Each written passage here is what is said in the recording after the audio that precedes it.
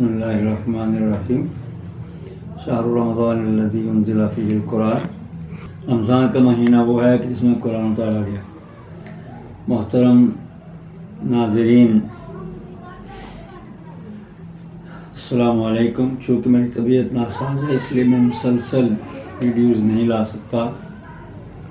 آج کی یہ ویڈیو فضائل رمضان کے متعلق ہے، امید ہے کہ آپ اسے پسند کریں گے۔ رمضان ایک ایسا مہینہ ہے کہ جو ساری امتوں پر آتا رہا، کمی بیشی لفظوں میں ہوئی، کسی کے پاس 30 تھے، کسی کے پاس زیادہ تھے، کسی کے پاس کم تھے، لیکن روزے بہرحال آتے رہے۔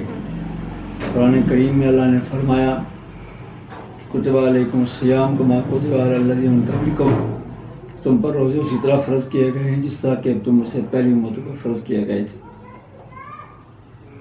روزہ ایک ایسی عبادت ہے کہ ہر عبادت میں ریاکاری ممکن ہے، لیکن روزے میں ریاکاری ممکن نہیں ہے کہ روزہ میں تنہائی میں بیٹھا ہوا ہوں، پیاس لگی ہوئی ہے، بھوک لگی ہوئی ہے، لیکن میں اس لیے نہیں کہا سکتا کہ اللہ کا خوف ہے، اور کسی کو پتہ بھی نہیں ہے کہ میں روزے سے ہوں کہ نہیں ہوں۔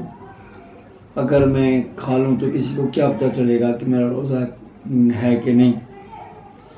لیکن محض اللہ تعالیٰ کی رضا کے لیے ایک شخص جو روزہ دار ہے وہ رکا رہتا ہے، اس لیے اس میں تو کسی قسم کی کوئی ریاکاری ممکن ہی نہیں۔ اسی لیے اللہ تعالیٰ جل جلالہ نے اس کے فضیلت میں یہ بات بھی فرمائی کہ الصوم لی وانا اجزی بہ یا اجزا بہ، کہ روزہ میرے لیے ہے اور میں اس کا جزا دوں گا، یا میری ذات اس کی جزا ہوگی۔ یا اس سے مراد یہ ہے کہ یا تو ہر عبادت کا جو ثواب ہے وہ 10 گنا مقرر ہے، لیکن روزے کا ثواب 10 گنا نہیں۔ یہ اللہ تعالیٰ خود فیصلہ کرے گا کہ روزے دار کو کتنا ثواب دینا ہے۔ دوسری صورت اس کی یہ ہے وانا اجزا بہ، کہ روزے کی جزا کوئی اور چیز نہیں، میری ذات ہے۔ اور جب اللہ تعالیٰ کی ذات کسی کو حاصل ہو گئی تو کائنات کی ہر شے سے حاصل ہو گئی، اور یہ مرتبہ کسی شخص کو روزے کی وجہ سے حاصل ہوتا ہے۔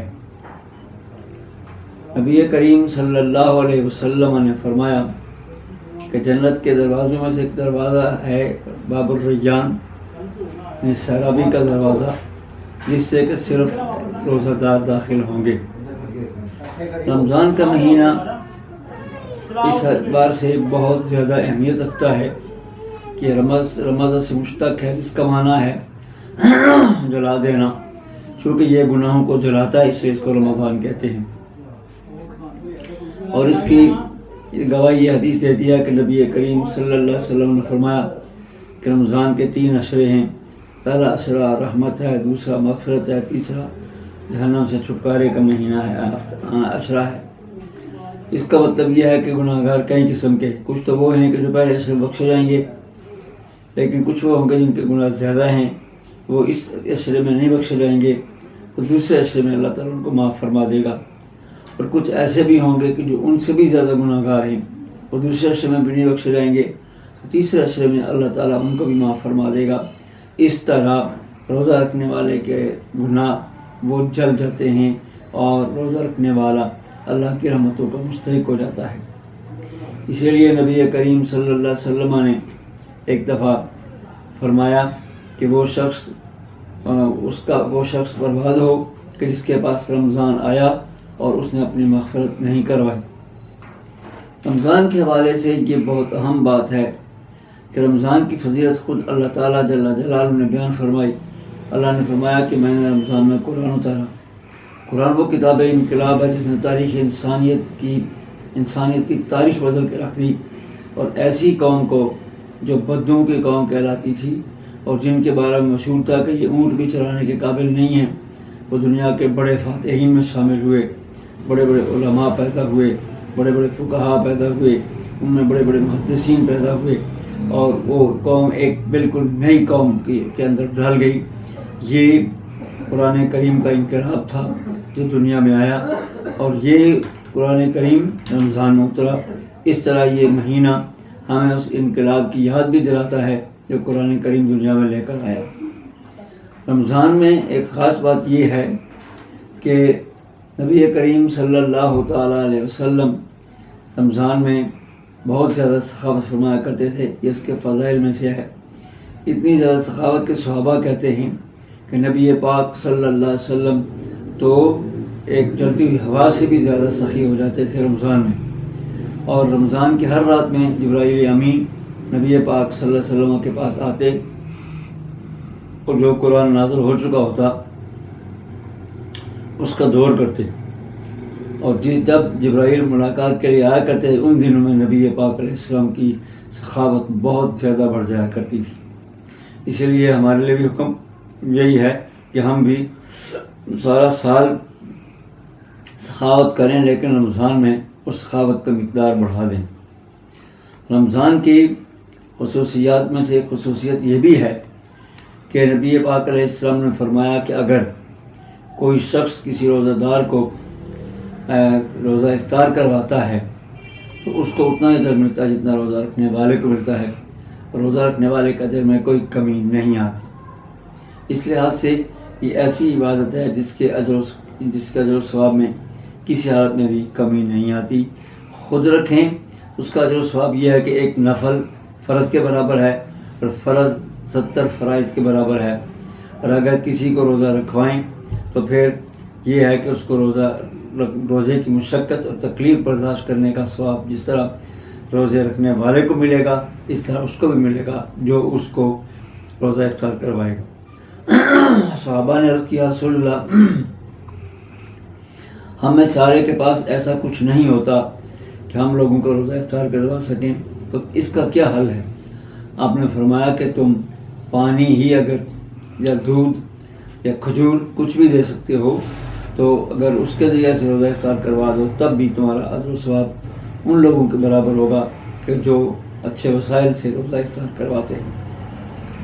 رمضان کی فضائل میں سے ایک فضیلت یہ بھی ہے کہ اس میں ایک ایسی رات ہے کہ جس رات کو لیلۃ القدر کہا گیا ہے، اور یہ ایک رات تقریباً 87 سال کی عبادت کے برابر اس کی عبادت ہے۔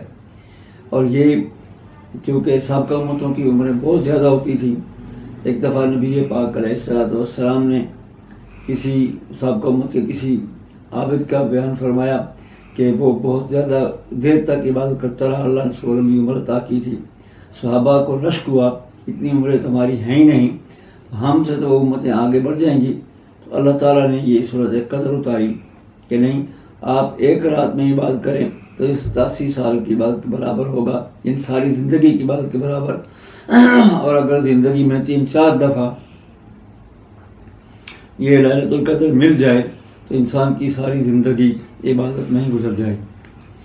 رمضان المبارک میں ایک بات یہ بھی ہے کہ رمضان میں جب آپ روزے رکھتے ہیں ان میں کمی کوتاہی ممکن ہے، اس لیے یہ کہا گیا کہ فطرانہ رمضان میں عید سے پہلے ادا کریں، اور یہ فطرانہ جو ہے یہ اس لیے ہے کہ تاکہ روزے میں اگر کوئی کمی کوتاہی ہو تو اس کو درست کیا جا سکے۔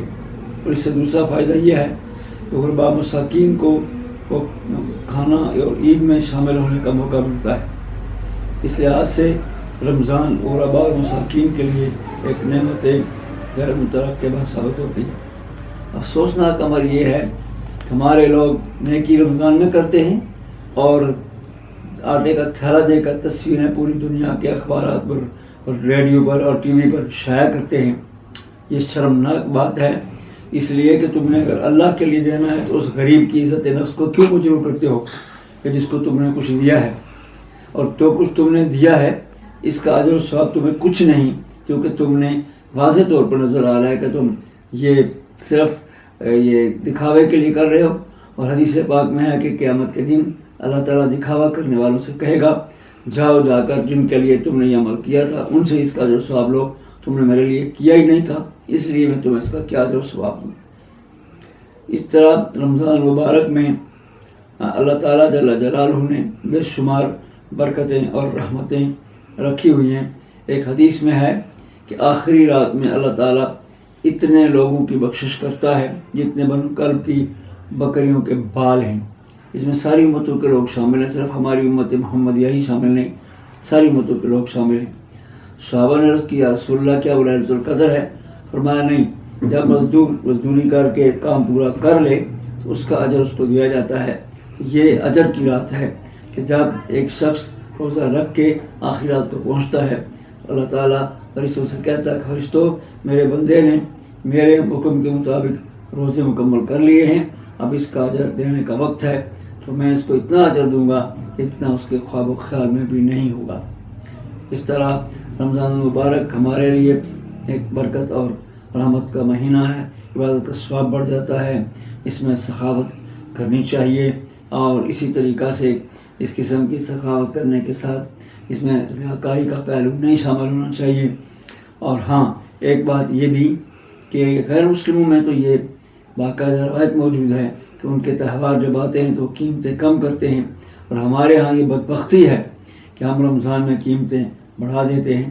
تو اس طرح ہم اپنے آپ کو برباد اور تباہ کر رہے ہیں، اپنی باتیں خراب کر رہے ہیں، اور اپنے بچوں کو رزق حلال نہیں کھلا رہے، جس کے نتیجے میں ہماری اولادیں خراب ہو رہی ہیں، اور ہم روتے پھرتے ہیں کہ یہ ہماری اولادیں ہماری اطاعت نہیں کرتی۔ یہ یاد رکھیں رزق حلال اتنی بڑی چیز ہے کہ اگر یہ بچوں کو نہ کھلایا جائے تو جتنا مرضی سر توڑ کوشش کر لیں، اولاد آپ کی صحیح معنی میں آپ کی نہ یاد شعار ہوگی اور نہ وہ نیک لوگوں میں شامل ہوگی۔ اس لیے ہمیں رمضان کے حوالے سے اپنے آپ کو یعنی کیئرفل رکھنا چاہیے، اور اللہ تعالیٰ سے اچھے اور اجر اور ثواب کی توقع رکھنی چاہیے۔ اللہ تعالیٰ مجھے اور آپ کو رمضان کے تقاضوں کو سمجھنے کی اور ان پہ پورا اترنے کی توفیق عطا فرمائے۔